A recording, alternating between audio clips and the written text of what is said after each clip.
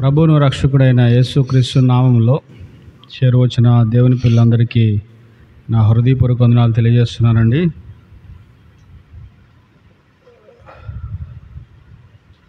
దేవుని వాక్యాన్ని చదువుకుందాం. రాజుల 2వ గ్రంథం 5వ అధ్యాయం మనందరికీ తెలిసిన వచన భాగమే. కొద్ది నిమిషాలు దేవుని వర్తమానం ఆలకించాలని నేను ఆశ కలిగి ఉన్నాను.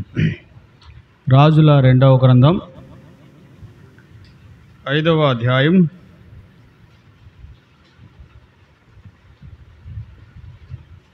మొదటి నుంచి 4 వచనాలు చదువుతున్నాను. తర్వాత అవసరాన్ని బట్టి వచనాలు మనం చదువుకోవచ్చు.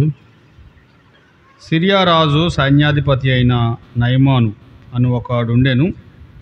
అతని చేత యెహోవాయే సిరియా దేశమునకు జయము కలుగజేసి ఉండెను గనుక అతడు తన యజమాని దృష్టికి గనుడై దయ పొందినవాడాయను.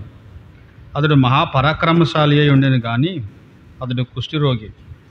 సిరియన్లు గుంపులుగా బయలుదేరి ఇశ్రాయేలు దేశము మీదకి పోయి ఉండిరి. వారు అచ్చటి నుండి ఒక చిన్నదాన్ని చెరగొని తేగా అది నయమాను భార్యకు పరిచారం చేయుచుండెను. అది షోమ్రోనులోనున్న ప్రవక్త దగ్గర నా ఏలినవాడు ఉండవలనని నేను ఎంతో కోరుచున్నాను. అతడు నా ఏలినవానికి కలిగిన కుష్ఠరోగమును బాగు చేయనని తన యజమానురాలతో అనెను. నయమాను రాజునొద్దకు పోయి ఇశ్రాయేల్ దేశపు చిన్నది చెప్పిన మాటలను అతనికి తెలియజేయగా 5 కూడా చదువుకుందాం.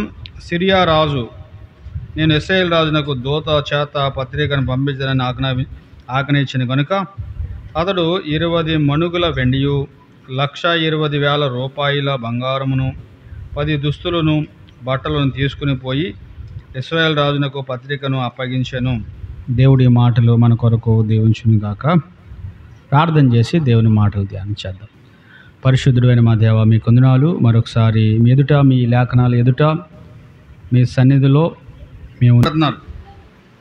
చూడండి 27వ వచనం. కాబట్టి నయమానుకు కలిగిన కుష్టు నీకును నీ సంతతికిని సర్వకాలం అంటియుండును అని చెప్పగా వాడు మంచు వలె తెల్లనైన కుష్ఠము కలిగి ఎలీషా ఎదుట నుండి బయటికి వెళ్ళిపోయేను అని రాయబడింది.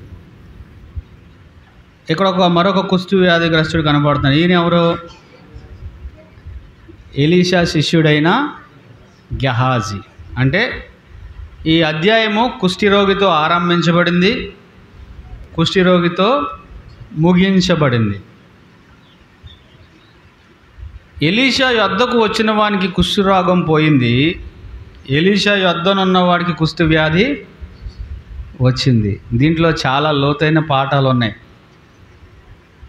ఎలీషా యొద్దకు వచ్చిన వానికి కుష్ఠ వ్యాధి పోయింది, కానీ ఎలీషా యొద్దనే ఉన్నవానికి ఏమొచ్చిందండి? కుష్ఠ వ్యాధి వచ్చింది.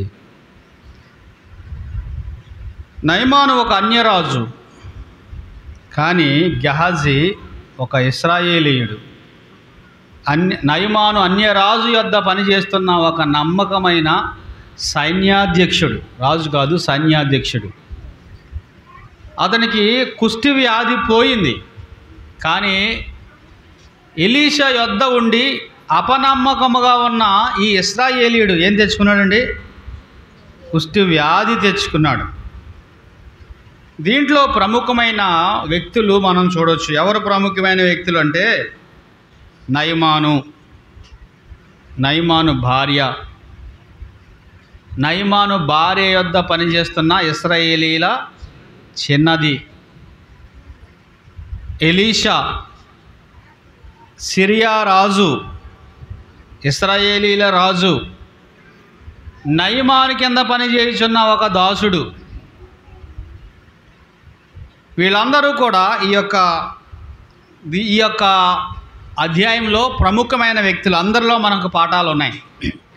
2 రాజులు కనబడతారు, 2 దాసులు కనబడతారు, ఒక ప్రవక్త కనబడతాడు, నయమాను భార్య కనబడుతుంది. వీళ్ళందరూ వారి జీవితాల్లో వారు తీసుకున్న నిర్ణయాలను బట్టి దేవుడు వారికి చేసిన మేలులు కనబడతాయి, వారు తెచ్చుకున్న కీడులు కూడా మనకి కనబడతాయి అన్నమాట. ప్రియులారా, దేవుని వాక్యము మనకి మేలు కలిగించాలని, దీవెన కలిగించాలని రాయబడింది. ఆరంభంలో మనం చూస్తే సిరియా రాజు అన్న మాట మనకి కనబడుతుంది. ఏ రాజు అంటండి? సిరియా రాజు. సిరియా దేశం ఉన్నదా లేదా? ఇప్పుడు టీవీలో బాగా వినపడుతుందా లేదా? సిరియా మీద ఏం పడుతున్నాయి? బాంబులు పడుతున్నాయి. సిరియాలో యుద్ధం జరుగుతుంది. బైబిల్ చరిత్రాత్మకమైన గ్రంథం. అక్కడెక్కడో కాకి కావు ఉంది, ఇక్కడ మేక ఈనిందంటే రాయండి రా అంటున్నారంటే వాళ్ళు. అలా రాయబడిన గ్రంథం కాదు ఇది. ఏంటిది? ఆధారాలతో కూడిన గ్రంథం. చరిత్రాత్మకమైన ఆధారాలు ఉన్నాయి, భౌగోళికమైన ఆధారాలు ఉన్నాయి, చాలా రుజువులు ఉన్నాయి.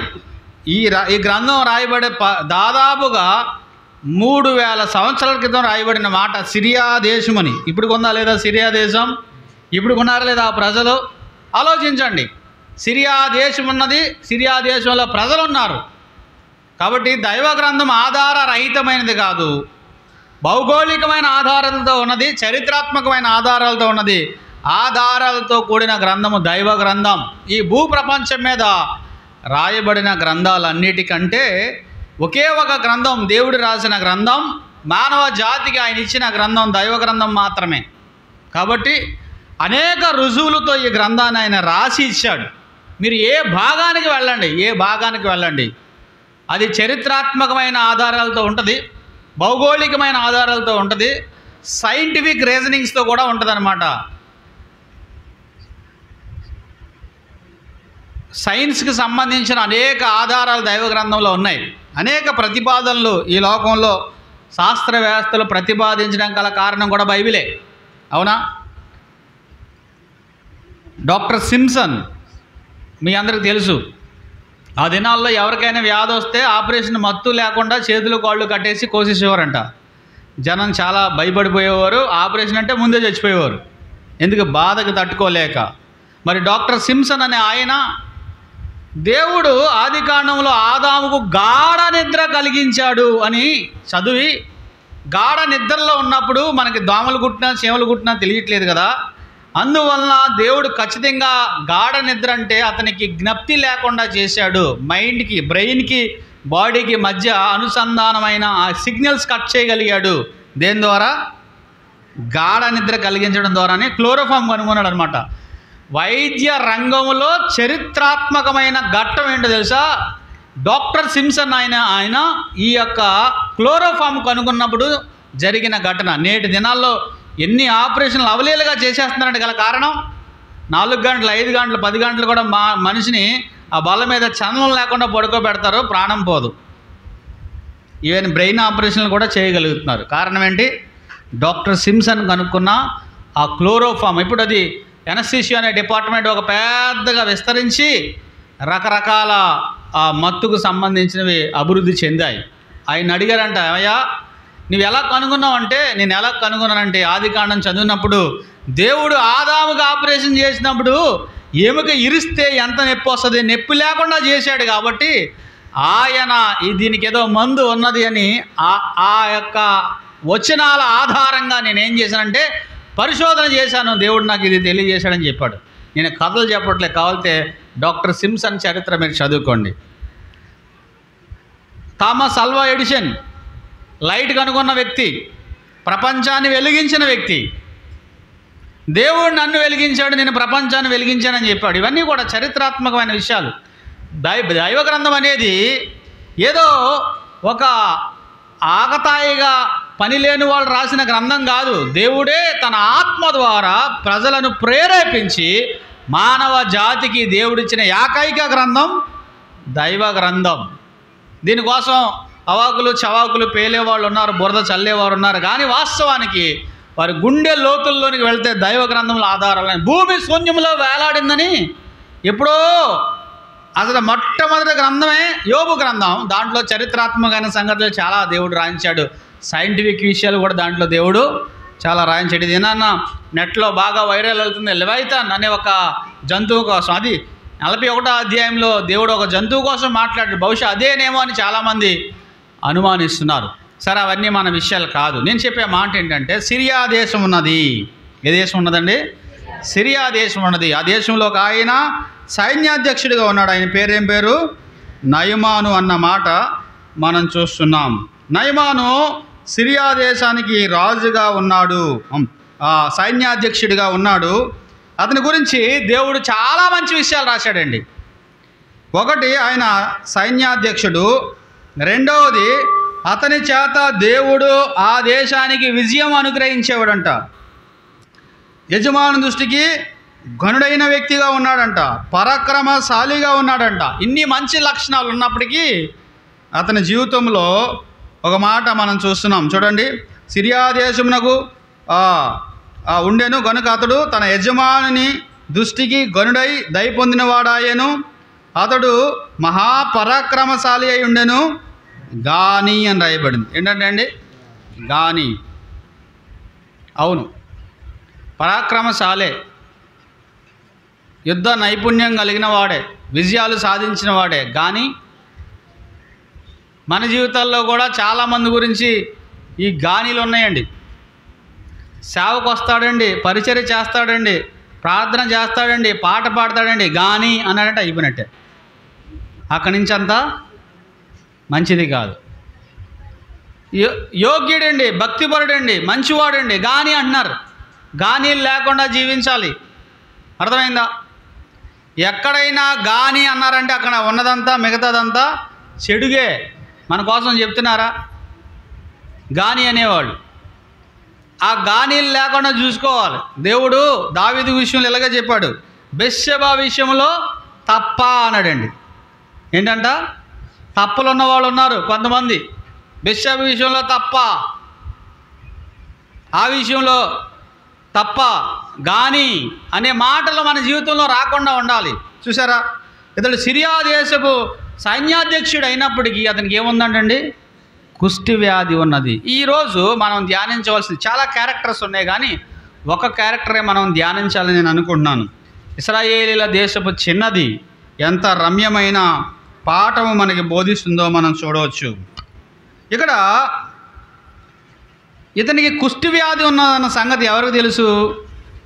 తన భార్యకు తెలుసు, తర్వాత తన ఇంట పనిచేస్తున్న ఇశ్రాయేలీల చిన్నదానికి మాత్రమే తెలుసు. పాపమానవుని చిత్రపటం.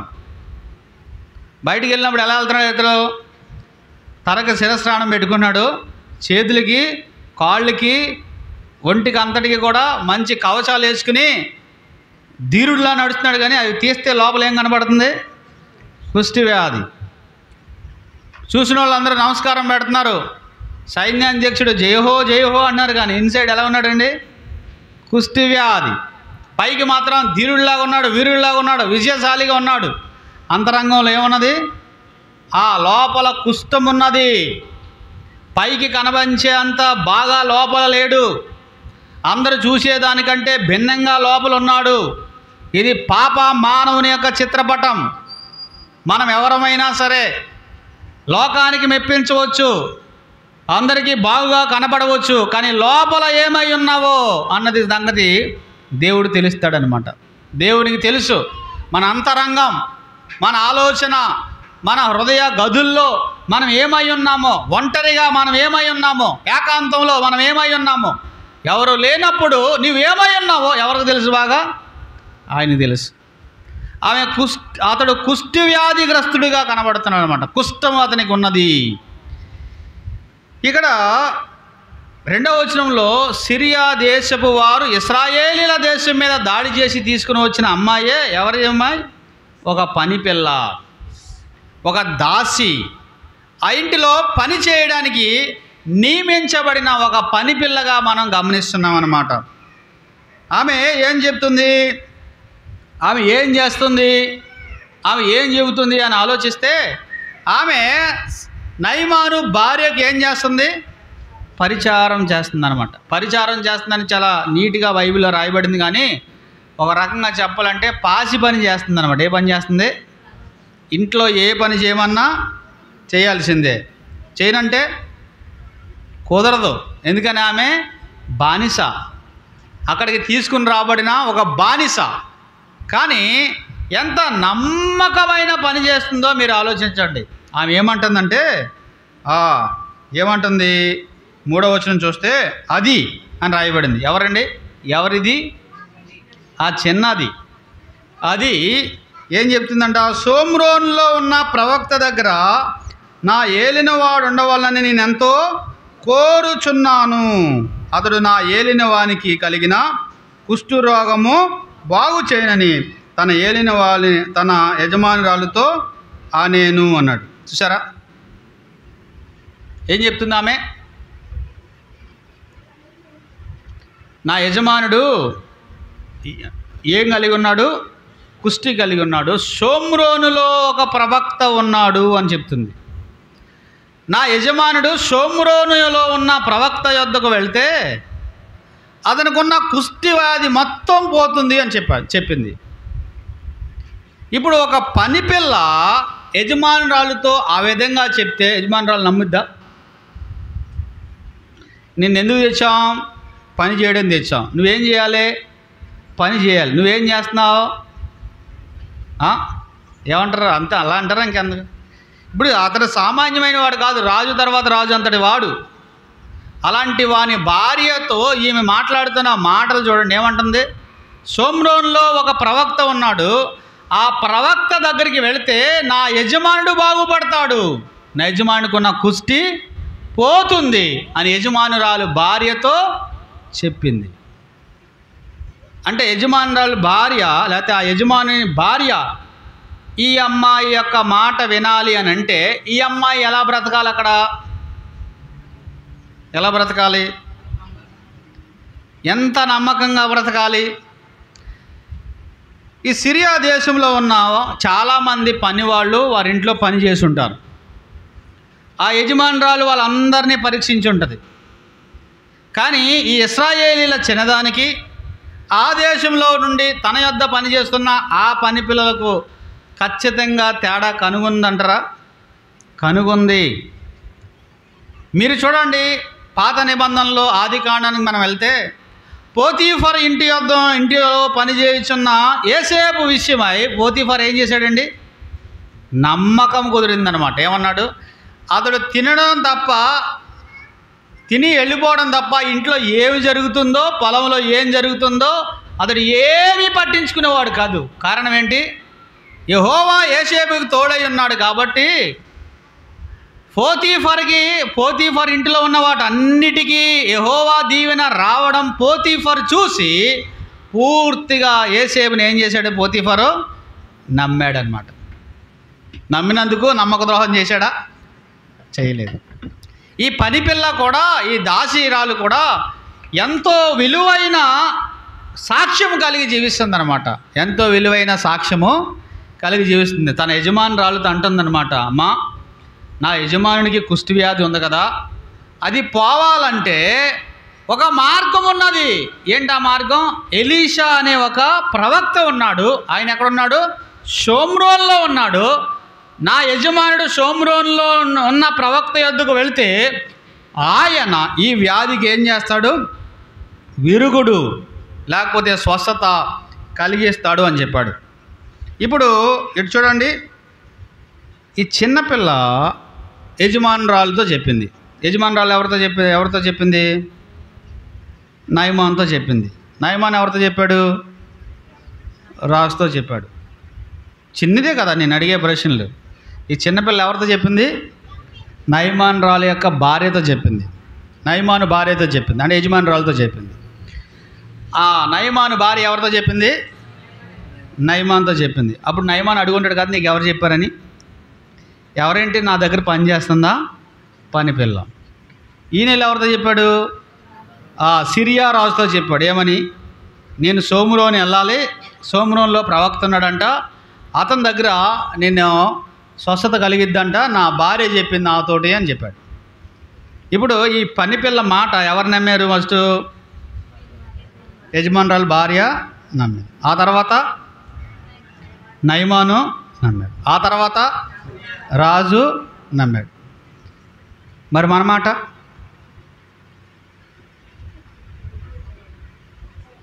మన మాట ఎవరైనా నమ్ముతున్నారా?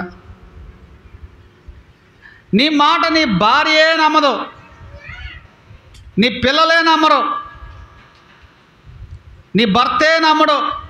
కొంతమందిని సంఘంలో ఎవరైనా కొంతమంది గురించి ఆలోచిస్తే వాళ్ళు చెప్పే మాట ఏంటి, అతను అసలా నమ్మకస్తుడు కాదు, పైకి ఎన్నో కబుర్లు చెప్తారు అంటున్నారండి. మాట నమ్మలేం, ఒక పని ఇస్తే నమ్మలేం, ఒక బాధ్యత ఇస్తే నమ్మలేం. అవునా? మరి ఇశ్రాయేలీయులు చిన్నది, ఒక పని మనిషిగా ఉన్న ఈ చిన్నది ఎంతమంది మీద ప్రభావం చూపించిందో చూడండి. గనులైన వారి మీద, రాజరికం చేసేవారి మీద, ఒక గొప్ప అధికారుల మీద తన ప్రభావాన్ని చూపిస్తుంది. ఎంత నమ్మకత్వం చూసారా? మనం పనిచేస్తున్న స్థలంలో మన మీద మన యజమానులు నమ్మకం ఉన్నదా? ఇక్కడ పలానా విషయాలు ఒడిచి వెళ్ళిపోతే వాళ్ళెంతో నమ్మకస్తులు, ఏమీ పాడు చేయరు, ఏమీ నష్టం చేయరు అన్న నమ్మకం మన మీద ఉన్నదా? ఈ ఇశ్రాయేలీయుల చిన్నది, ఆమె ఎంతో బానిసగా బ్రతుకుతున్నది. వాస్తవానికి ఈ సిరియన్లు ఇశ్రాయేలీకి ఏంటి, స్నేహితులా శత్రువులా? శత్రువులు కదా. ఇంటి దగ్గర నుంచి తీసుకొచ్చేసారు. తల్లిదండ్రులను ఏమైనా చంపేశారేమో, అన్నదమ్ములను ఏమైనా చంపేశారేమో. ఆ దినాల్లో అందిన వారిని అందినట్టు చంపేసి మిగిలిన వారు చెరగా తెచ్చేవారు. అయినప్పటికీ ఆమె ఎంత నమ్మకత్వం చూపిస్తుందో చూసారా? ఈ దినాల్లో సంఘాల్లో అవసరమైన వారు ఎవరో తెలుసా? ఆస్తిపరులు కాదు, చదువున్న వాళ్ళు కాదు, లేకపోతే మీ భాషలో చెప్పాలంటే గన్లు ఉన్నవాళ్ళు కాదు. ఎవరు కావాలి? నమ్మకస్తులు కావాలి. ఏరి నమ్మకస్తులు? ఎవరి స్వార్థం వారిది, ఎవరి స్వలాభం వారిది, ఎవరి స్వనీతి వారిది. ఆ నమ్మకస్తురాలైన ఆమె మాట ఎంతమంది మీద ప్రభావం చూపిస్తుందో చూడండి. నమ్మకమైన వారికి దీవెనలు మెండుగా కలుగుతాయి అంట. యెహోవా కన్ను లోకమంతా సంచారం చేయించున్నదంట. ఎవరి కోసం అండి? ఆ నమ్మకస్తులైన వారి గురించి, యథార్థవంతులైన వారి గురించి. ఆయన కన్నులు వెతుకుతున్నాయి, దొరకట్లేదు. మనుషులు నమ్మకమైన వారు దొరకట్లేదు, నాణ్యమైన వారు దొరకట్లేదు, యథార్థమైన వారు దొరకట్లేదు. పరిశుద్ధంగా జీవించాలి, దేవుణ్ణి ఘనపరచాలి, ఆయన నామాన్ని హెచ్చించాలి. నా బతుకు ద్వారా, నా మాట ద్వారా, నా ఆలోచన ద్వారా, నా క్రియ ద్వారా ఆయనకి మహిమ రావాలనే తీవ్రత గలవారు కనిపించట్లేదు. ఈ పని చేస్తే నాకేమొస్తుంది అనే వాళ్ళు ఎక్కువైపోయారు అనమాట. ఈమె ఏం చేస్తుందండి? నమ్మకమైన సాక్ష్యం చూపిస్తుంది. ముందు ఆమె సాక్ష్యం చెప్పలేదు, ఏం చెప్పింది? బ్రతికిందనమాట. ఏం చేసింది? అమ్మ ఆ కొండలు తోమంటే కొండలు నీట్గా తోమిందనమాట. ఆ పాసి ఆ కస్సు కొట్టమంటే ఆ కస్సు చాలా నీట్గా తుడిచి పాడేసింది అనమాట. ఇంట్లో పని చేసినా, బయట పని చేసినా, పొలంలో పని చేసినా, యజమానురాల దగ్గర పని చేసినా, అక్కడ చాలామంది యవనస్తులు ఉంటారు. చిన్నదంటే ఒక 5 సంవత్సరాలు 6 సంవత్సరాలు చిన్నదనుకోకండి, చిన్నదంటే యవనస్తురాలు అని అర్థం. ఆ యవనస్తురాలు ఆమె యోగ్యత, ఆమె ప్రవర్తన, ఆమె మాట, ఆమె శైలి, ఆమె జీవన విధానం యజమానురాలు భార్య విస్తుపోయిందనమాట. నా మీద ఈమె చాలా యోగ్యురాలు, నా మీద ఈమె చాలా నమ్మకస్తురాలు, నా మీద ఈమె చాలా భక్తిపరురాలు, నా మీద ఈమె చాలా ఉన్నతమైన విలువలు కలిగింది అని ముందు ఆమె ఏమైంది? ఒప్పించబడింది అనమాట. ఆ తర్వాత ఆమె మాటకి ఏమొచ్చింది? విలువ వచ్చిందనమాట. ప్రసంగాలు ఎన్నైనా చెప్పవచ్చు, ఎవరమైనా సరే. ఇన్నేవాళ్ళు ఉంటే చెప్పేవాడు 60లో చెప్తాడంట. బతుకుందా? జీవితం ఉందా? ఆ జీవితము ప్రజల మీద ప్రభావం చూపించగలుగుతుందా? ఆయన మాట్లాడితే అది నిలబెట్టుకుంటాడు. బలహీనతలు ఉన్నప్పటికీ కూడా దాని కొరకు జీవిస్తాడు, నమ్మకంగా ఉంటాడు. గతంలో అలా లేడు, ప్రస్తుతం మారాడు, బాగున్నాడు, ఆత్మీయంగా ఉన్నాడు, పరిశుద్ధంగా ఉన్నాడు, యథార్థంగా ఉన్నాడు, విలువలు కలిగి జీవిస్తున్నాడు, ప్రయోజనంగా ఉన్నాడు, ప్రజలకు మేలు కలిగిస్తున్నాడు. అలాంటి సాక్ష్యం కలిగి మనం ఈ లోకం విడిచి వెళ్ళాలి. ఆ చిన్నది ఏం కలిగి ఉందండి? సాక్ష్యము కలిగి ఉన్న చిన్నది, ప్రభావం కలిగి ఉన్న చిన్నది. చూడండి, ఈమె చెప్పిన మాటకు ఈమె ఏమి చెప్పింది? షోమ్రోను వెళ్ళమని చెప్పింది. ఎవరి యొద్దకు వెళ్ళమంది? అక్కడ ప్రవక్త ఉన్నాడు అని చెప్పింది. ఆమె వర్తమానం చూడాలి. ఆమె సాక్ష్యం మనం గమనించాం, ఆమె వర్తమానాన్ని కూడా గమనించాలి. ఆమె ఏం చెప్తుంది? షోమ్రోనులో ఒక ప్రవక్త ఉన్నాడు, షోమ్రోన్లో ఒక దైవజనుడు ఉన్నాడు, షోమ్రోన్లో నా యజమానిని స్వస్థపరచగలిగిన ఒక ప్రవక్త ఉన్నాడు. ఆమె వర్తమానం ఎంత స్పష్టంగా ఉందో చూసారా? ఆ చిన్నది స్పష్టమైన వర్తమానం చెప్తుంది, స్పష్టమైన జీవితం జీవిస్తుంది. ఈ రెండు మ్యాచ్ అవ్వాలి. ఎవరైతే స్పష్టమైన జీవితం కలిగి ఉంటారో వారే స్పష్టమైన వర్తమానం చెప్తారనమాట. ఎంత స్పష్టమైన వర్తమానం చెప్తుందంటే, షోమ్రోను ఉన్నది. షోమ్రోన్లో ఎవరున్నారు? ప్రవక్త ఉన్నాడు. కానీ షోమ్రోనుకి రాజైనా లేదా యెరూషలేముకి రాజైనా ఇశ్రాయేలీల రాజైనా ఆ వ్యక్తికి తెలియదు ఈ సంగతి. చూడండి, రాజుల 2వ గ్రంథం 7వ వచనం చదువుతారు ఎవరైనా? ఇశ్రాయేల్ రాజు ఈ పత్రికను చదివి వస్త్రములు చింపుకొని చంపుటకును బ్రతికించుటకును నేను దేవుడనా? ఒకనికి కలిగిన కుష్ఠరోగమును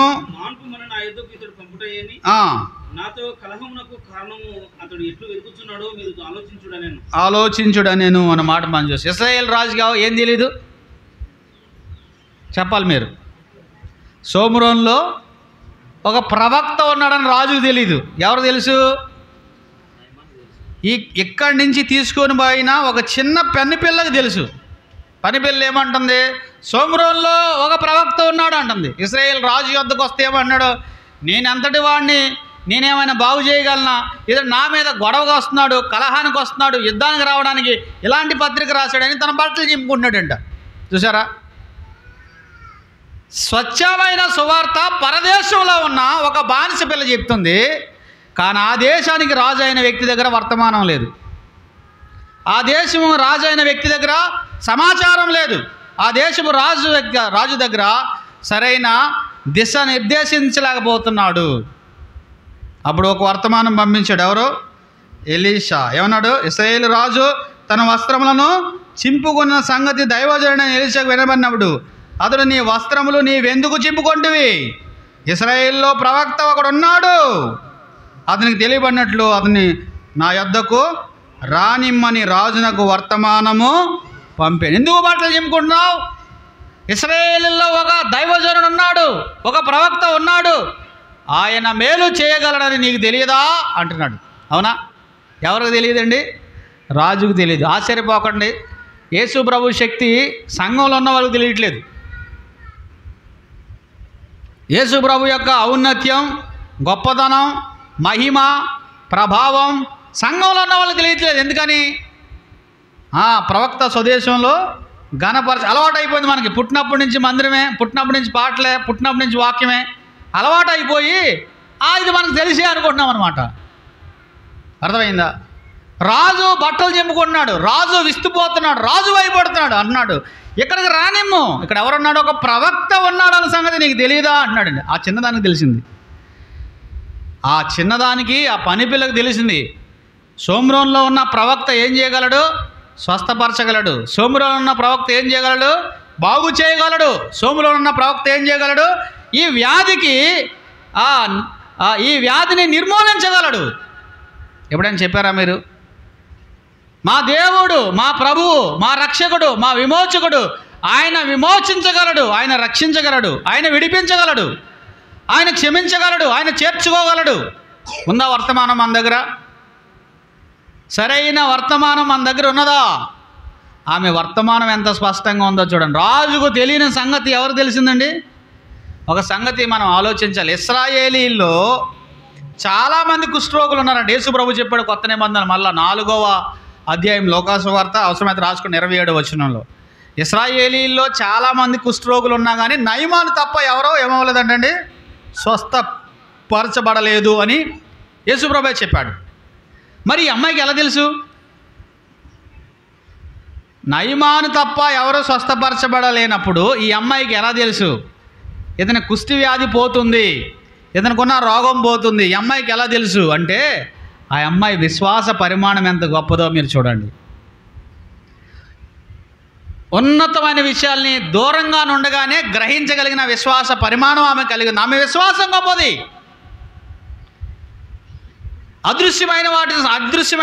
అదృశ్యమైనవి ఉన్నవనడానికి రుజువైన సంగతి. అబ్రహాం అలాగే నమ్మాడు కదా. ఒకవేళ నా కుమారుణ్ణి నేను బలి ఇచ్చినా కానీ ఆ బూడిదలోంచి కూడా నా కుమారుని దేవుడు ఏం చేయగలడు? లేపగలడు. కారణం ఏంటంటే నిరీక్షణకు ఆధారం లేనప్పుడు అబ్రాహాము దేవుడిని నమ్మెను. వాగ్దానం చేసిన వాడు దాన్ని నెరవేర్చడానికి సమర్థుడని రూఢిగా నమ్మాడు. కాబట్టి ఆ వయసులో ఉన్న తన కుమారుని బలి అర్పించడానికి వెనుదీయలేదు. అందుకే హెబ్రీ పత్రికలో దేవుడు రాయించాడు, అబ్రహాము ఉపమానమూలముగా తన కుమారుని అర్పించి మరలా మృతుల్లోంచి పొందుకొనెను అని రాయించాడు. అర్పించాడా? కత్తి ఎత్తాడు అంతే 22వ అధ్యాయంలో. కానీ అంతరంగంలో ఏం చేశాడు? ఆల్రెడీ అర్పించాడు అనమాట. కత్తి కింద వేయలేదు అంతే, లోపల అప్పుడే వేసేసాడు. శారాకు తెలియదు ఆ సంగతి, ఎవరికి తెలియదు. ఎందుకని? అంతరంగంలో నిర్ణయించుకున్నాడు, నేను బలి ఇస్తాను, నా దేవుడు లేపగలడు. ఆకాశ నక్షత్రములు ఇసుక రేణువుల వల్ల నా సంతానాన్ని అభివృద్ధి చేస్తానన్న దేవుడు నమ్మదగిన వాడు, మహిమగల దేవుడు ప్రత్యక్షమై చెప్పిన మాట అని అబ్రాహాం విశ్వసించాడు. కాబట్టి విశ్వాసులకు తండ్రి అయ్యాడు. ఈమె ఎలీషా ఆ కుష్టి వ్యాధిని పోగొట్టగలడు, ఎలీషా ఆ వ్యాధిని నిర్మూలన చేయగలడు అని స్పష్టంగా విశ్వసించిందనమాట. ఉందా విశ్వాసం? విశ్వాసం ద్వారానే మనం ఏం చేస్తామండి? రక్షించబడతాం. రోమాపత్రిక 3వ అధ్యాయం 24వ వచనం ప్రకారం ఏంటి? కాబట్టి క్రీస్తు యేసునందు విశ్వాసం ఉంచి వారు ఉచితముగా నీతిమంతులుగా చేయబడతారు. విశ్వాసం ద్వారానే రక్షణ, విశ్వాసం ద్వారానే పాపక్షమాపణ, విశ్వాసం ద్వారానే దేవుని కార్యాలు మన జీవితాల్లో సంభవిస్తే. మనకి ఆవగింజంత విశ్వాసం ఉన్నా పర్లేదు, దేవుని కార్యాలు మనం చూడగలుగుతాం. విశ్వాసం లేని భ్రష్టతరం వారులారా, ఎంతకాలం నేను మీతో ఉంటానని ప్రభు వారిని ఏం చేశాడు? గద్దించినట్టుగా మనం గమనిస్తున్నాం. ఆమె విశ్వాసం గొప్పది. 1, ఆమె సాక్ష్యం గొప్పది. 2, ఆమె ప్రవర్తన గొప్పది. 3, ఆమె విశ్వాసం గొప్పది. ఆమె విశ్వాసం గొప్పదిగా ఉన్నట్టుగా మనం గమనిస్తున్నాం. మరొక మాట చెప్పమంటారా? ఆమె తెగింపు గొప్పది. ఇప్పుడు ఒకవేళ ఈ నయమాను ఇశ్రాయేల్ దేశం వెళ్ళిన తర్వాత రోగం తగ్గపోతే, వ్యాధి పోకపోతే, ఇంటికి వచ్చిన తర్వాత వస్తా దారిలో ఒక మంచి పూలదండ కొనుక్కొచ్చి, అమ్మ నువ్వు చెప్పావు కానీ అక్కడ ఏం జరగలేదని వేస్తాడు. ఆవిడకి ఏం చేస్తాడు? పూలదండ వేయడు కానీ పీకి మెడమేసి తలకాయ లేకుండా తీసేస్తాడు. ఎందుకని? నువ్వు పని చేసుకునేదాన్ని పని చేయాలి కానీ ఉచిత సలహాలు ఇచ్చి నా టైం వేస్ట్ చేస్తావా? అంతేకాకుండా నాకు అక్కడ ఏం జరిగింది? అవమానం జరిగింది అని చెప్పి ఆమెను ఏం చేస్తాడు? తక్షణమే ఆమె తల తెగేటట్లు చేస్తాడు. అవునా కాదా? ఆమె చెప్పిన సలహా తన ప్రాణాలకు తెగించి చెప్పిన సలహా సామాన్యమైనది కాదండి. ప్రాణాలకు తెగించి చెప్పిన సలహా అది, ప్రాణాలకు తెగించి చెప్పిన సాక్ష్యం అది. ఈ వీధిలో సువార్తకి కొంచెం ఆటంకమైందంటే ఆ పక్క వీధి అంటే పారిపోతాం మనం. కానీ ఈమె అలాంటిది కాదు. ఈమె ఎలాంటిదో తెలుసా? తన ప్రాణాలు సైతము లెక్క చేయని వ్యక్తి. అంత విశ్వాసము ఆమె కలిగి ఉన్నదన్నమాట. అంత విశ్వాసము. ఆమె పనిపిల్లే కానీ ఎలాంటి పనిపిల్లండి? దేవుని కొరకు ప్రాణాలు తెగించిన పనిపిల్లగా మనం చూస్తున్నాం. ప్రాణానికి తెగించి చెప్పిన సాక్ష్యం, ప్రాణాలు పణంగా పెట్టిన చెప్పిన సాక్ష్యం ఎంత అద్భుతమైందో చూడండి. ఆనాడు వాళ్ళే అలా చెప్పారు. పాత నిబంధనలు మీరు ఎవరినైనా చూడండి, పాత నిబంధనలు ఎవరైనా చూడండి. షడ్రకు మేషకు అబేద్నెగోలు ఎదుట ఆ యొక్క కొలిమి వేడిగా ఉంది. నమస్కరించిన వారందరూ దాంట్లో పడవే పడతారని ఆజ్ఞ జారీ చేయబడింది. కానీ వెళ్ళేమన్నారు? రాజా, ఇందుని గురించి ప్రత్యుత్తరం ఇవ్వవలన చింత మాకు లేదు. మా దేవుడు ఈ వేడిమి కలిగిన అగ్నిగుండంలోంచి మమ్మల్ని రక్షించడానికి ఎలాంటి వాడు అంటండి? సమర్థుడు. ఒకవేళ రక్షించబోయినా సరే మేము దాంట్లో పడి మాడిపోతామే తప్ప నీ ప్రతిమకు నమస్కరించమనియో మ్రొక్కమనియో నీవు తెలుసుకొనవలెను అని చెప్పారా లేదా? ఎంత ధైర్యం!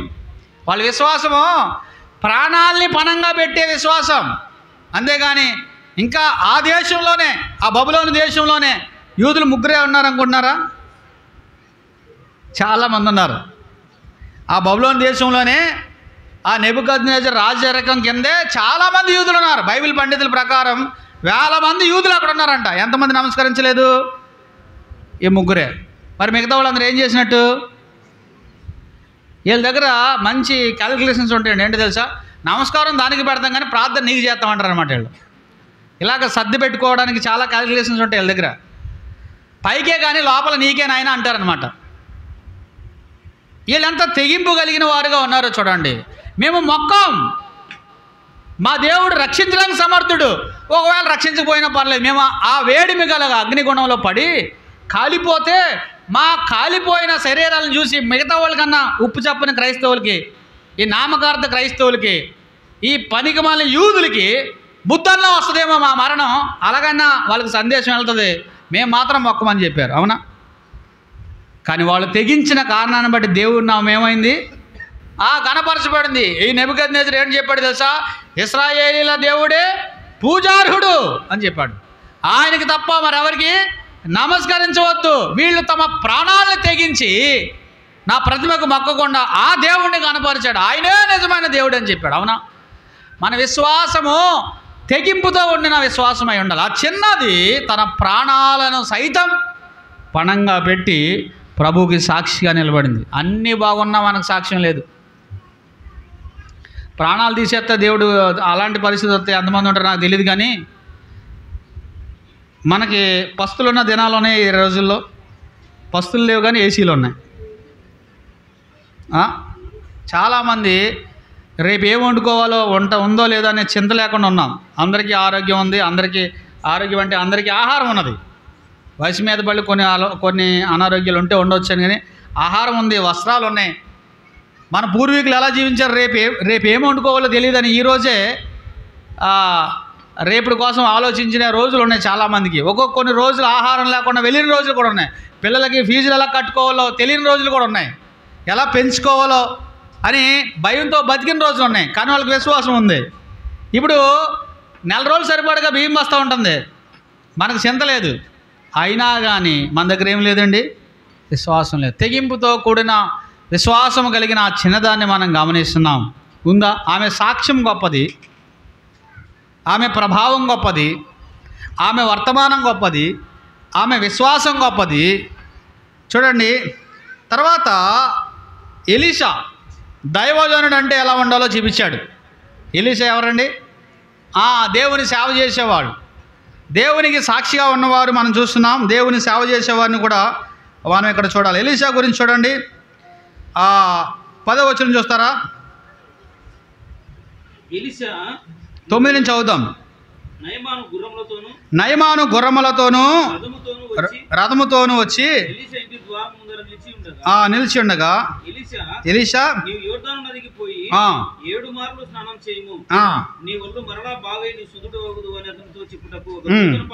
ఒక దూతను పంపాను అన్నాడండి. కానీ ఎలీషా కూడా రాలేదంట. ఏం పంపించారు? ఎవరిని పంపించాడు? ఒక దూతను పంపించాడు. ఏం చెప్పడానికి? అమ్మా ఇలా వినాలి. ఏం చెప్పడానికి పంపించాడు? ఇప్పుడు నయమాను ఎలా వచ్చాడంట? గుర్రములతోనూ రథములతోనూ. ఎవరైనా మన చర్చికి కాన్వాయ్తో వచ్చారనుకోండి, ఒక 10 కార్లు ఎదర 10 కార్లు వెనకాల, మధ్యలో అలా దిగాడు అనుకోండి, మనం ఏం చేస్తాం? తలుపులన్నీ త్వరగా తీసేసి ఆయన ముందు తీసుకొచ్చి మీకు ఏం కావాలో అడుగుతాం అనమాట. కానీ ఎలీషా ఎంత గొప్ప దైవజనుడో చూడండి. అతని అధికారం ఏదైనా, అతని యొక్క ఆస్తి ఏదైనా, అతని స్థితి ఏదైనా, దైవజనుడిగానే ఉన్నాడు. అవునా? ఆయన దగ్గరికి వెళ్ళి వ్యాధి మానిపిస్తే మంచి డబ్బులు ఇస్తాడు అనుకోలేదు. ఎందుకు ఎలీషా వెళ్ళలేదు? ఎలీషా గర్వాంధుడా? ఎలీషా ఎందుకు వెళ్ళలేదు? కుష్టి వ్యాధిగ్రస్తుని ముట్టుకుంటే అది అపవిత్రము. లేవీకాండం ప్రకారం కుష్టి వ్యాధిగ్రస్తుని ఏం చేయకూడదు? ముట్టుకోకూడదు. కాబట్టి దేవుని ఆత్మ ద్వారా సందేశం పొందినవాడుగా యార్దాన్ నదిలో మునుగు అని చెప్పి వర్తమానం పంపించాడు. యార్దాన్ నదిలో మునిగితే అతనికి స్వస్థత కలిగిద్దని అతనికి వర్తమానం పంపించాడు. అతని దగ్గరికి రాలేదు. కానీ అతను ఏం చేశాడు? రౌద్రుడు అయిపోయాడంట. ఏమైపోయాడండి? రౌద్రుడు అయిపోయాడు. పాత నిబంధనలో ప్రవక్త ఒక కుష్టి వ్యాధిగ్రస్తుని ముట్టుకోలేకపోయాడు. మరి కొత్త నిబంధనలో లూకా సువార్త చూడండి, లేకపోతే మార్కు సువార్త 2వ అధ్యాయంలో కూడా మనకి కనబడుతుంది. 1వ వచనం చదువుతారా? 2వ అధ్యాయం 1వ వచనం, లేదంటే 40వ వచనం చూడండి. 1వ అధ్యాయం 40వ వచనం. ఒక కుష్ఠరోగి ఆయన వద్దకు వచ్చి ఒక కుష్ఠరోగి ఆయన యొద్దకు వచ్చి ఆయన ఎదుట మోకాళ్ళుని, నీకిష్టమైతే నన్ను శుద్ధినిగా చేయమని ఆయనతో చెప్పి, ఆయన నువ్వు వేడుకొనగా ఆయన కనికరపడి చెయ్యి చాపి వానిని ముట్టి, నాకిష్టమే, నీవు శుద్ధుడవు కమ్ము. ఎంత బాగుంది. పాత నిబంధనలో ఎలీషా కుష్టి వ్యాధిగ్రస్తుని ముట్టుకోలేకపోయాడు. మరి కొత్త నిబంధనలో పరమ ఎలీషా ఆ కుష్టి వ్యాధిగ్రస్తుని ఏమన్నాడండి? ముట్టుకున్నాడంట. మాట సెలవిస్తే చాలు సముద్రం ఏమైందండి? పొంగు ఆగిపోయింది. మాట సెలవిస్తే చాలు ఆ పక్షవాయువుతో పడి ఉన్న దాసుడు ఏమయ్యాడండి? స్వస్థత పొందాడు. మాట సెలవిస్తే చాలు చనిపోయిన వారు ఏమయ్యారు? బ్రతికేవారు. కానీ ఒక కుష్టి వ్యాధిగ్రస్తుడు వచ్చాడంట. ఆయన ఎదుట మోకరించాడంట, అయ్యా నన్ను ఇష్టపడేవారు లేరు, నన్ను ప్రేమించేవారు లేరు, నాకు అన్నం పెట్టేవారు లేరు, నన్ను చూసేవారు లేరు, నేను చాలా ఎలా ఉన్నానంటే చాలా భయంకరంగా ఉన్నాను, నీకైనా ఇష్టమా నా బతుకు? నీకన్నా ఇష్టం ఉందా నా మీద అంటే యేసు ప్రభు కనికరంతో నింపబడ్డాడంట. ఒక బైబిల్ పండితుడు ఏం రాశాడంటే, నిన్ను ఎవరు ఇష్టపడట్లేదా? కుష్టి వ్యాధిగ్రస్తుని ఎవరు ఇష్టపడతారండి? ముక్కంతా రసి, చేతులంతా రసి, అది వ్యాధి అంటుకుంటుందేమో అని భయమేసి కుష్టి వ్యాధిగ్రస్తులను అందరినీ ఊరు బయట పెడతారు. అలాంటి వ్యక్తి యేసుప్రభు దగ్గరికి వచ్చి మోకరించి, అయ్యా నీకు ఇష్టమేనా అని అడిగితే యేసుప్రభు ఏం చేశాడంటే అతన్ని కౌగులించుకున్నాడంటే అండి. ఏం చేశాడండి?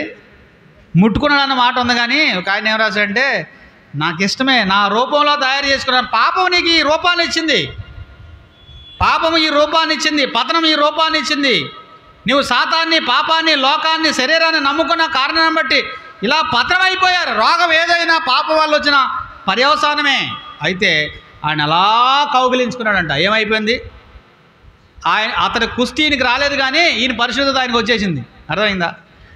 ఎవరైనా యేసుప్రభు దగ్గరకు వస్తే నువ్వెవరైనా సరే ఏమొస్తుంది నీకు? ఆత్మ స్వస్థత, రక్షణ, పాప క్షమాపణ, విమోచన, విడుదల. అతను శుద్ధుడైపోయాడంటండి. ఎంత శుద్ధుడైపోయాడంటే అతను చూసి అతని ఆశ్చర్యపోయేంత శుద్ధుడైపోయినట్టుగా ఉన్నాడు. పరమ ఎలీషా ఉన్నాడు ఇక్కడ. ఆయన యొద్ద అన్ని రోగములకు విమోచన, విడుదల, పాపమునకు విమోచన, విడుదల ఆయన కలిగించేవాడుగా ఉన్నాడు. వచ్చావా? ఎలీషా యొద్దకు వచ్చావా? షోమ్రోన్లో ఎలీషా ఉన్నాడు, అక్కడ ఏం కలిగిద్ది? స్వస్థత కలిగిద్ది. షోమ్రోన్లో ప్రవక్త ఉన్నాడు, అక్కడ ఏం కలిగిద్ది? విడుదల కలిగిద్ది. షోమ్రోన్లో దైవజనుడు ఉన్నాడు, ఈ వ్యాధికి ఏం చేయగలడు? స్వస్థత చేయగలడు అని చెప్పబడింది. అయితే ఇతను చెప్పిన మాట వర్తమానము అతనికి నచ్చలేదు. ఎవరికి? చాలామందికి సువార్త నచ్చట్లేదు, ఇతనికి నచ్చలేదు. చూడండి ఎందుకు నచ్చలేదంట. 11వ వచనం, అందుకు నయమాను కోపము తెచ్చుకొని తిరిగిపోయి ఇట్లా, నేను నా యొద్దకు వచ్చి నిలవాలా లేదా? ఓకే. తన దేవుడని యెహోవా నామమున ఆడించి నేను అనుకుంటుని అన్నాడు. తర్వాత దమస్కు నదులైన అబనాయిమును, హరఫారును కావా చూసారండి. అతను అనుకున్నట్టు అతనికి రక్షణ కావాలంట. జనం అలాగే ఉన్నారండి. ఎలా కావాలండి రక్షణ? నేను అనుకున్నది ఏంటి? అతడు నా దగ్గరికి రావాలి, నా రోగం మీద చెయ్యాలి, తన దేవుని నామమున ప్రార్థన చేయాలి, అప్పుడు నాకు స్వస్థత కలిగిద్దని అనుకున్నాను. యార్దాను నదిలో ములగమంటాడేంటి? మా దేశంలో నదులు లేవా? అక్కడ నేను స్నానం చేసి శుద్ధుడు కాలేనా? నన్ను అవమానించాడు అని రౌద్రుడై వెళ్ళిపోతున్నాడు అనమాట. అర్థమైందా? జనము యేసు ప్రభువుని నమ్ముకొనిరా హృదయంలో, యేసు ప్రభువా నేను పాపిని, నా పాపాలు క్షమించండి యథార్థంగా చిన్ని ప్రార్థన చేస్తే పెద్ద పరలోకం, నిత్యరాజ్యం, శాశ్వత జీవం వస్తుందంటే లేదు, దేవుని యొద్ద నుండి మనం ఏదైనా పొందాలంటే ఒక 100 కిలోమీటర్లు నడవాలి అంటే ఈజీగా నడుస్తారు వాళ్ళు. ఒక నెల రోజులు బట్టలు మార్చుకోవాలంటే ఈజీగా మార్చుకుంటారు. లేకపోతే ఒక 7 వారాలు ఉపవాసం ఉండాలంటే ఈజీగా ఉంటారు. లేకపోతే దేవునికి ఇంత హుండీలో కానుకేయాలంటే ఈజీగా వేస్తారు. కానీ సింపుల్గా మీరు విశ్వాసం ఉంచండి, మారు మనసు పొందండి అంటే పొందట్లేదు. దేవుడు మనం చేసే కార్యాన్ని బట్టి మనకు స్వస్థత ఇస్తాడు, మనకు రక్షణ ఇస్తాడు అనేది లేదు. విశ్వాసం ద్వారానే జరిగిద్ది అనేది వర్తమానం. కానీ ఈ రాజు ఏం చేస్తున్నాడు, ఈ యొక్క నేనేమనుకున్నానంటే నా దగ్గరికి వచ్చి నా వ్యాధి మీద చేయి ఉంచి అల్లాడించి ప్రార్థిస్తాడేమో అనుకున్నాను, కానీ ఒక మాట చేత నాకు ఎలా జరుగుతుంది అనుకుంటున్నాను. అమ్మయ్యా, ప్రభు అయిన యేసు క్రీస్తునందు విశ్వాసం ఉంచుము, అప్పుడు నీవును నీ ఇంటి వారును. ఒక్క క్షణంలో, ఒక్క సెంటెన్స్లో సువార్త అంటే అదే బైబిల్లో రాయబడింది. ఒకే ఒక సెంటెన్స్లో మొత్తం సువార్త. Just believe in Christ, you will be saved, you and your house hold will be saved. నువ్వు యేసు ప్రభునందు విశ్వాసం ఉంచితే నీవు రక్షించబడతావు. ఇదే మార్గం, వేరొక మార్గము లేదు. కానీ ప్రజలు ఏమనుకుంటున్నారంటే ఎత్తైన కొండ ఎక్కితేనే కానీ రక్షణ రాదు, లేకపోతే ఆ పొర్లాడితేనే కానీ రక్షణ రాదు, దూరదేశాలు వెళ్తేనే కానీ రక్షణ రాదు, వస్త్రాలు మార్చుకుంటేనే కానీ రక్షణ రాదు. రకరకాలుగా ప్రజలు ఆలోచిస్తుంటే సేవకులు కూడా ఏం చేశారు తెలుసా, మీరు రక్షణ పొందాలంటే నూనె కొడతామని అంటున్నారనమాట. ఏం కొడతారంట, డ్రమ్ముల్లో స్పేర్లు పెట్టి నూనె కొడుతున్నారు. ఇక్కడ కొడుతున్నారా, గుత్తిలో కొడతారు వెళ్ళని కావాలితే. మనోళ్ళు కూడా అక్కడ బొరగెట్టుకుని వెళ్ళిపోతున్నారనమాట. ఒక కార్యక్రమానికి స్పాన్సర్ చేస్తే మీ అబ్బాయికి ఉద్యోగం వద్దే, చెప్తున్నారా లేదా టీవీలో, నెంబర్ ఇదిగోండి, ఫోన్ నెంబర్ ఇదిగోండి, పేమెంట్ నెంబర్ ఇదిగోండి, ఈ గొర్రెలు కొట్టేస్తాయి అక్కడికి. ఇక్కడ రూపాయి ఎవరో, కానీ అక్కడికి ఏం చేస్తారు, ఒక కార్యక్రమం స్పాన్సర్ చేస్తే ఒక 5 నిలబడతారు. ఈయన కార్యక్రమం స్పాన్సర్ చేశారు, పని మనిషి పిల్లోడు ఏరోప్లేను నడిపించే నాయకుడు అయ్యాడని ఎత్తాడు. వీళ్ళందరూ ఇలా డోరీ ఆవలించి ఎంత ఉంటారు, రేగలు వెళ్ళిపోతుండే లోపలికి. అబద్ధపు మాటలు, మోసపు మాటలు చెప్పేవాళ్ళు చాలామంది ఉన్నారు. రక్షణ అలా రాదు. ఎలా వస్తుంది, ప్రభు అయిన యేసు క్రీస్తునందు విశ్వాసం ఉంచుము. ఆ యొర్దాను నదిలో మునగు అని చెప్పాడు. యొర్దాను నదిలో కూడా ఏమీ లేదు. ఏముందో తెలుసా, ఎలీషా చెప్పిన వర్తమానానికి నయమాను చూపించిన విధేయతకు మధ్య గొప్ప కార్యం జరిగిద్ది అనమాట. యేసు ప్రభు చెప్పాడు, నా యొద్దకు వచ్చి వారిని నేను ఎంత మాత్రమో త్రోసివేయనని చెప్పాడు. మీరు నా యొద్దకు రండి, నేను మీకు విశ్రాంతిని ఇస్తానని చెప్పాడు. ప్రభు అని యేసు క్రీస్తునందు విశ్వాసం ఉంచమని చెప్పాడు. ఆయన మన స్వస్థత, మన రక్షణ, మన విమోచన, మన నీతి, మన యొక్క పరిపూర్ణంగా మనం విడిపించగలిగిన వాడు ఆయనే. అయితే ఇతడు ఏం చేశాడు, రౌద్రుడు అయిపోయాడంట. రౌద్రుడైపోయి తిరిగి వెళ్ళిపోతుంటే సమయోచితమైన ఆలోచన చెప్పిన దాసుడు కనబడుతున్నాడు ఇక్కడ. నాయనా, ఆయన ఒకవేళ 10 కేజీలు బంగారం ఇవ్వమంటే నువ్వు ఈజీగా ఇస్తావు కదా, 2 కేజీలు వెండి ఇమ్మంటే సంతోషంగా ఇస్తావు కదా, ఒక 10 వస్త్రాలు ఇమ్మంటే సంతోషంగా ఇస్తావు కదా, ఇవి కూడా సరిపోవు ఇంకా తెమ్మంటే ధైర్యంగా తెచ్చిస్తావు కదా. ఆయన చెప్పిన మాట ఏంటి, యొర్దాను నదికి వెళ్ళి 7 సార్లు మునిగి స్వస్థత పొందమంటే అది నీకు ఎలా ఉంది, కోపం తెస్తుంది, సులువైన మాటే కదా నాయన అన్నాడంట. మంచి సలహా ఇచ్చాడా లేదా? అందుకే మనకి ఏదైనా సమస్య వచ్చినప్పుడు మంచి సలహా ఇచ్చేవాడి దగ్గరికి వెళ్ళాలి, అవునా? ఇంకొక 2 పుల్లలు వేసేవాడి దగ్గరికి వెళ్ళకూడదు. ఆరోగ్యకరమైన సలహా, దైవికమైన సలహా, మంచి సలహా ఇచ్చేవారినే మనం సంప్రదించాలి. ఈ నయమాను దాసుడు తెలివైన వాడు, జ్ఞానయుక్తమైన వాడు. ఎంత మృదువుగా చెప్పాడు చూడు. సులువైన పద్ధతి ఆయన చెప్తే నీకు రౌద్రుడు అయిపోతున్నావు. ఒకసారి ప్రయత్నం చేసి చూడొచ్చు కదా, ఒకసారి అంగీకరించి చూడొచ్చు కదా, ఒకసారి అనుసరించి చూడొచ్చు కదా. అంటే అతను ఏం చేశాడని చూడండి, గొప్ప కార్యం చేయమని లేదంటే 11వ వచనం చూడండి. రౌద్రుడై తిరిగి వెళ్ళిపోయాను. అయితే అతని దాసుల్లో ఒకడు వచ్చి, నాయనా, ఆ ప్రవక్త ఏదైనా గొప్ప కార్యం చేయమని నియమించినాడు, నువ్వు చేయకుందువా? ఇప్పుడు ప్రజలకు ఏం కావాలి, ఇలా కావాలన్నమాట. మీరు ఒక నెల రోజులు ఒక పూట భోజనం చేయకుండా ఉంటే మీకు రక్షణ అంటే అందరూ రెడీ అయిపోతారు. మీరు దేవునికి ఇన్ని డబ్బులు చెల్లిస్తే కనుక మీకు రక్షణ అంటే అందరూ రెడీ అయిపోతారు. లేదు, మీరు ఇన్ని సుదీర ప్రాంతాలు తిరిగి వస్తే మీకు రక్షణ అంటే ఆ విధంగా ప్రజలు సిద్ధపడుతున్నారు. కానీ ఏం చెప్పాడంట, అయితే స్నానం చేసి శుద్ధుడు కమ్మని మాట దానికంటే మేలే కదా అని చెప్పాడు. మాట అన్నాడండి, గొప్ప కార్యం కాదండి. ఏంటంటే అండి, మాట. అవునా? విశ్వాసం అనేది, విశ్వాసమును గురించిన చెప్పబడే సువార్త ఏంటండి, మాట. యేసు ప్రభు అని నోటితో ఒప్పుకుంటే ఆ మాట నీకేం తీసుకొస్తుంది, రక్షణ. అంతేగాని గొప్ప కార్యాలు కాదు, మీటింగ్స్ డబ్బులకి ఇవ్వడం కాదు, లేకపోతే దూర దూర ప్రాంతాలకు వెళ్ళడం కాదు, కార్యక్రమాలకు స్పాన్సర్షిప్ చేయడం కాదు, నీవు అనుకున్నట్టు రక్షణ కాదు, దేవుడు సిద్ధపరిచినట్టు రక్షణ మనం పొందుకోవాలి. కాబట్టి ఒక మాట నీకు రక్షణ తీసుకొస్తుంది కదా, నీకు స్వస్థత తీసుకొస్తుంది కదా అంటే అతని కోపం తగ్గింది. ఏం తగ్గింది? అతని కోపం తగ్గింది. క్రొత్త నిబంధనలో అక్కడ చూడండి 14వ వచనం ముగిస్తాను. అతడు పోయి దైవజనుడు చెప్పినట్టు అన్నాడండి. ఎలా వస్తుంది రక్షణ? దేవుడు చెప్పినట్టు, లేఖనాల్లో రాయబడినట్టు మాత్రమే వస్తుంది. దైవజనుడు చెప్పినట్టు చేశాడనమాట. 3 సార్లు ములుగుతూ వచ్చిందా? 4 సార్లు ములుగుతూ వచ్చిందా? 5 సార్లు ములుగుతూ వచ్చిందా? ఎన్నిసార్లు ములగాలి? పరిపూర్ణ విధేయత, పరిపూర్ణమైన విశ్వాసం మనకేం తీసుకొస్తుంది? రక్షణ. నువ్వు మారు మనసు పొందు అంటే మారు మనసు పొందాల్సిందే. ప్రభువైన యేసుక్రీస్తుని అంగీకరిస్తే నీకు రక్షణ, నీకు విమోచన, నీకు విడుదల. సిలువలో మన కొరకు ఆయన రక్తం కార్చాడు, సమాధి చేయబడ్డాడు, తిరిగి లేచాడు. ఆయన యందు నువ్వు విశ్వాసం ఉంచితే నీవు రక్షించబడతావు. వేరే దానికి ఎక్కువ తక్కువ ఏది పనిచేయదు. నువ్వు ఎగ్జాక్ట్గా ఆయన మీద నువ్వేమి ఉంచాలి? విశ్వాసం ఉంచాలి. ఆ మాట నమ్మాలి. నువ్వు మాట నమ్మట్లేదు, మాట వింటలేదు, నీకు రక్షణ ఎలా వద్ది? నువ్వు మాట వినని వాడవైతే నీకు రక్షణ రాదు. ప్రభువు మాట నమ్మని వాడవైతే నీకు రక్షణ రాదు.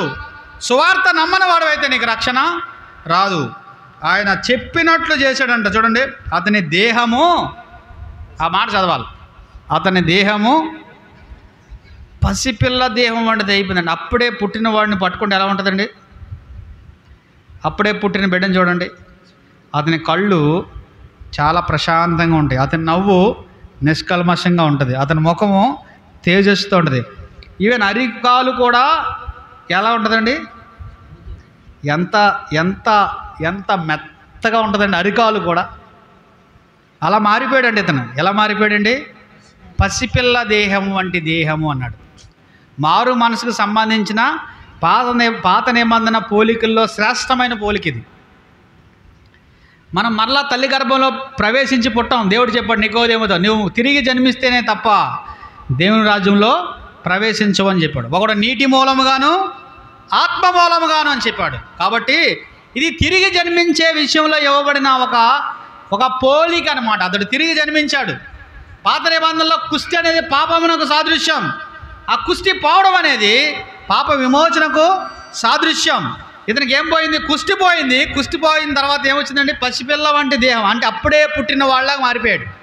మరి కొత్తగా జన్మిస్తే కొత్త జన్మ అంటే ఏంటో తెలుసా? ఆదాము కుటుంబంలో నుంచి, మొదటి ఆదాము కుటుంబంలో నుంచి కడపటి ఆదామైన యేసుప్రభు కుటుంబంలో జన్మించడం. అంతరంగంగా మనకు ఒక జన్మ జరుగుతుందన్నమాట. మన ఆలోచనలు మారుతాయి, మన తలంపులు మారుతాయి, మన ఉద్దేశాలు మారుతాయి, మన గురులు గమ్యాలు మారుతాయి, మన ప్రవర్తన మాట మారుతుంది.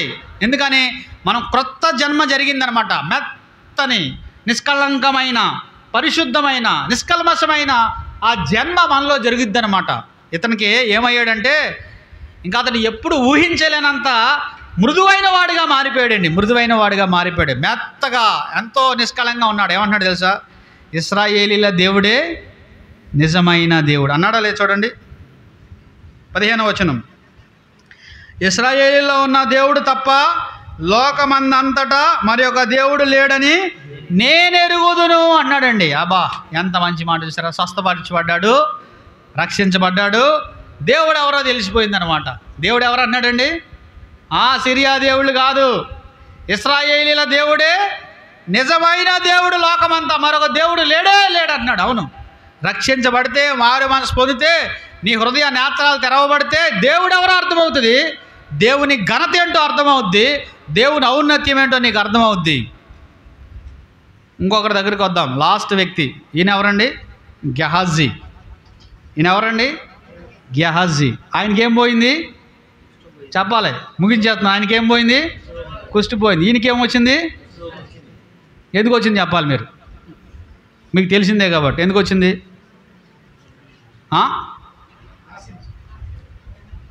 అతనికి పోయింది, ఇతనికి వచ్చింది. ఇతనికే కాదు, ఇతని తరతరముల వరకు, తన తరతరాలకి కుష్టి వ్యాధిగ్రస్తుడు అయ్యాడు. ఎందుకని? ఆశ. ఏం ఆశ? ధనాపేక్ష. ఈ దినాల్లో ఇక్కడ గొప్ప పని జరిగిపోతుంది, మీరు మాకు సహాయం చేయండి అని ఉత్తరాలు రాస్తారు కదా, ఉత్తరాలు రాయడం, ఇలా టీవీల్లో చెప్పడం, వీళ్ళందరికీ యాజీలే. ఎందుకని? వాళ్ళ పైకి కుష్టి కనబడకపోవచ్చు కానీ ఆల్రెడీ లోపల స్టార్ట్ అయింది కుష్టి. ఇక్కడ ఈ వ్యక్తి ఏమని చెప్పాడు? ఇప్పుడే ఇద్దరు, నా యజమానునికి మనసు లేదు, కానీ ఇతనికి మనసు ఉందంట. ఎవరికి మనసు లేదు? నా యజమానునికి మనసు లేదు. నేను బంగారం తెచ్చాను, వెండి తెచ్చాను, వస్త్రాలు తెచ్చాను, తీసుకో ఎలీషా, ఇవన్నీ తీసుకో, ఎందుకంటే ఎక్కువ కావాలన్నా తీసుకో అంటే, నాకు పైసా వద్దు, నువ్వు పట్టుకుని పోమన్నాడు. నాకు పైసా వద్దు, నువ్వు పట్టుకుని వెళ్ళిపో అంటే, నాకు మట్టి అట్టుకెళ్ళి అన్నాడు. కానీ ఇతనికి ఏం కావాలంట? నా యజమానికి మనసు లేదు కానీ నాకు మనసు ఉంది. నీ ప్రభువుకి మనసు లేదు కానీ నీకు మనసు ఉంది. అవునా? దేని మీద? కాపీర్ణం అంటారు మా ఏరియాలో, మరి ఇక్కడ అంటారు లేదు నాకు తెలియదు. ఆశ, తీరని కోరిక, అడ్డదారులు, దొంగదారులు, అబద్ధాలు, మోసాలు. దేనికోసం? ధనం కోసం. మాట మార్చడం. విశ్వాసవా? రక్షించబడ్డావా? మారు మనసు పొందావా? బాప్తిసం తీసుకున్నావా? ఆరాధన చేస్తున్నావా? ఇవన్నీ పక్కకు పోతాయి. ఎక్కడ? డబ్బు దగ్గరకు వచ్చి దేవుడికి నమ్మకత్వం లేదు. ఎలీషా దగ్గరే ఉన్నాడు, ఎలీషానే సేవిస్తున్నాడు, ఎలీషా గొప్పదనం చూస్తున్నాడు, ఎలీషా చేసిన అద్భుతాలు చూస్తున్నాడు, కానీ లోపల దేని మీద ఉందండి మమకారం? కొత్త నిబంధనలో పరమ ఎలీషా దగ్గర ఇంకొక ఆయన ఉన్నాడు. ఆయన పేరు ఏం పేరు? ఇస్కరియోతు యోధ. ఇతనికి దేని మీద ఉంది మనసు? చెప్పాలి మరి మీరు. దేని మీద ఉంది? ధనం మీదే ఉంది. ఆ డబ్బు సంచి మీదే ఉంది. సంచి పట్టుకు తిరిగేవాడంట, సంచిలో ఉండేది దొంగిలించేవాడంట. యేసుప్రభు అతన్ని ఏమనలేదు. ఎందుకనలేదు తెలుసా మీకు? వాడు ఆల్రెడీ దారి తప్పాడు, ఎక్కడికి వెళ్తాడు? నియమించబడిన దానికి వెళ్ళిపోతున్నాడు కాబట్టి యేసుప్రభు అతన్ని ఏమనలేదు. చాలామంది ధనాన్ని ఆపేక్షించి, అసలు ఎలీషా తర్వాత గెహాజీ, ఎలీషా వంటి వాడు కావాల్సిన వాడు. తెలుసా మీకు ఆ సంగతి? ఎలీషా 7 అద్భుతాలు చేశాడంట. ఏలియా 7 అద్భుతాలు చేస్తే ఎలీషా 14 అద్భుతాలు చేశాడు. నేను లెక్కట్లేదు, ఎవరో చెప్తే విన్నాను. మరి ఈ గెహాజీ ఎన్ని అద్భుతాలు చేయాలి? 14. కానీ 28 కూడా దేవుడు ఎరుగు. ఏమొచ్చింది? కుష్టి వచ్చింది. మందిరంలోనే ఉన్నావు, దేవునితోనే ఉన్నావు, విశ్వాసగా కొనసాగుతున్నావు, పోయిందా ఆత్మ సంబంధమైన కుష్టి? మందిరం దేవుని సొమ్ము విషయమై నమ్మకంగా లేని వారు ఉన్నారు, వారికి సంపాదించిన విషయమై నమ్మకంగా లేని వారుగా ఉన్నారు. డబ్బు విషయమై అపనమ్మకత్వం అనేది గొప్ప ప్రమాదకరం. గుర్తుపెట్టుకోండి, గొప్ప ప్రమాదకరం. ఈ యొక్క గెహాజీ ఏం చేశాడంటే అబద్ధం చెప్పాడు. ఏం చెప్పాడంటే, 2 శిష్యులు వచ్చారు, నా యజమానుడు నీ దగ్గర డబ్బులు తీసుకురామన్నాడంటే డబ్బులు ఇచ్చాడనమాట. డబ్బులు ఇస్తే మోసుకుని తెచ్చుకున్నాడు ఇంటికి. కానీ గెహాజీ ఏమన్నాడు? ఎలీషా ఏమన్నాడు? నా ఆత్మ నీతో రాలేదా? పరలోకమందున్న తండ్రి చూస్తున్నాడు నీ మోసాలు, నీ దగాలు, నీ అబద్ధాలు, మనందరినీ ఆయన చూస్తున్నాడు. కాబట్టి డబ్బు విషయంలో నువ్వు అపనమ్మకంగా ఉంటే ఆధ్యాత్మికమైన అభివృద్ధి రాదు. మర్చిపోంగా సంగతి. దేవుని సొమ్ము విషయంలో కూడా ఇంకా అపనమ్మకంగా ఉంటే నీకు, నీ పిల్లలకు, పిల్లల తరాలకు ఆశీర్వాదం రాదు. దైవ గ్రంథం అంతా మీరు పరిశీలించండి. వర్తమానం ఒకటే. నమ్మకత్వం దేవుడు కోరుకునేది, ముఖ్యంగా డబ్బు విషయమై. అపనమ్మకమైన సిరి విషయంలో నువ్వు నమ్మకంగా లేకపోతే సత్యమైన ధనాన్ని నీకు ఎలా ఇస్తాడు? నాకు ఎలా ఇస్తాడు? ఉన్నదాన్ని వాడుకుందాం, నమ్మకంగా ఉందాం. మోసాలు, దగాలు, అపనమ్మకాలు, అపవిత్రతలు మనం సాధించుకోకూడదు. ఈ వ్యక్తి తెల్లని కుష్టము గలవాడ వెళ్ళిపోయాడంట. అన్నాడు ఎలీషా, నా ఆత్మ నీతో కూడా రాలేదా? ఒలీవ తోటలు, ద్రాక్ష తోటలు సంపాదించుకోవడానికి ఇది సమయమా? చూడతారా మాట ఏమని చెప్పాడు? 25వ వచనం.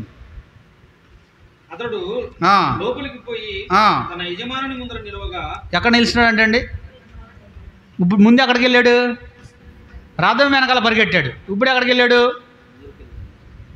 ఉన్నదే చెప్పండి అమ్మ. ఇప్పుడు ఎక్కడికి వెళ్ళాడు? యజమాని దగ్గరికి వెళ్ళాడు. మనం ఎప్పుడు వస్తున్నాం యజమాని దగ్గరికి? ప్రతి ఆదివారం వస్తున్నాం కదా, ఆ బల్ల దగ్గరికి వస్తున్నాం లేదా? మరి మిగతా వారం రోజులు ఎక్కడికి వెళ్తున్నాం?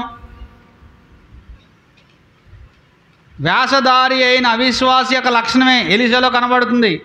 ఏమీ తెలియని వ్యక్తిలాగా ఆ బల్ల దగ్గర ఉన్నట్టు. ఆ వారం రోజులు మన మాట, మన ప్రవర్తన, మన ఆలోచన, మన జీవితం, మన పనులు ఎలాగొన్నా కానీ లోపలికి వెళ్ళి యజమాని దగ్గర నిలబడ్డాడంట. యజమాని ఏమంటున్నాడు చూడండి, ఏమన్నాడు? ఎలీషా వాణ్ణి చూచి గేహజీ నీ వెచ్చడి నుండి వచ్చిందని అడిగినందుకు నీ దాసుడైన నేను ఎచ్చడికి పోలేదనెను. నిజమా? చెప్పాలి మీరే. నీ దాసుడైన నేను ఎచ్చడికి పోలేదే. అబ్బా చూడండి, ఎలీషా ఏమన్నాడు? అంతటా ఎలీషా వానితో, ఆ మనుషుడు రథము దిగి నిన్ను ఎదుర్కొనుటకు తిరిగి వచ్చినప్పుడు నా మనసు నీతో కూడా రాలేదా? ద్రవ్యమును, వస్త్రములను, ఒలీవ చెట్లను, తోటలను, ద్రాక్ష తోటలను, గొర్రెలను, ఎడ్లను, దాసదాసీలను సంపాదించుకుంటకు ఇది సమయమా? ఇది సమయమా? మన ప్రజలేమో దాసులుగా ఉన్నారు సిరియా దేశంలో, మన దేశమేమో బానిసగా ఉన్నారు. దేవుని యొద్ద మనం చేసిన పాపాలు ఒప్పుకొని తిరిగి దేవుని కటాక్షం పొందవలసిన మనము ధనం సంపాదించుకుంటా, అబద్ధాలు ఆడి ధనం సంపాదించుకుంటా ఇది సమయమా అని చెప్తే, ఆ నయమాను కుష్టి ఎవరికి వచ్చిందండి? గెహాజీకి వచ్చింది. 12 మంది అపోస్తలులు 12 సింహాసనాలను వేసుకున్నప్పుడు ఇస్కరియోతు యోధా కూడా సింహాసనం మీద కూర్చుండవలసిన వాడు ఏమయ్యాడండి? పోగొట్టుకున్నాడు.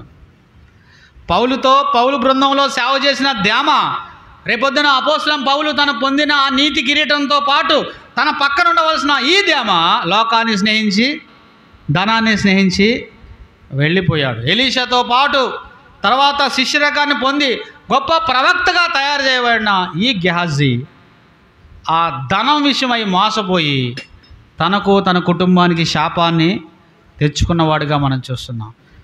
ఎలీషా దగ్గర ఉన్న శిష్యుడు నష్టపోయాడు.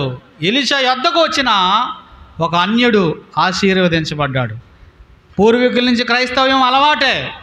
మనము మన పిల్లలు ఆశీర్వదించబడాలంటే నమ్మకత్వం చాలా ముఖ్యం. ఇశ్రాయేలీల చిన్నది ఆమె సాక్ష్యం, ఇశ్రాయేలీల చిన్నది ఆమె ప్రవర్తన, ఇశ్రాయేల్ చిన్నది ఆమె వర్తమానం, ఇశ్రాయేల్ చిన్నది ఆమె విశ్వాసం గొప్పది. దేవుడి మాటలు మన కొరకు దీవించును గాక. ప్రార్థన చేసుకుందాం.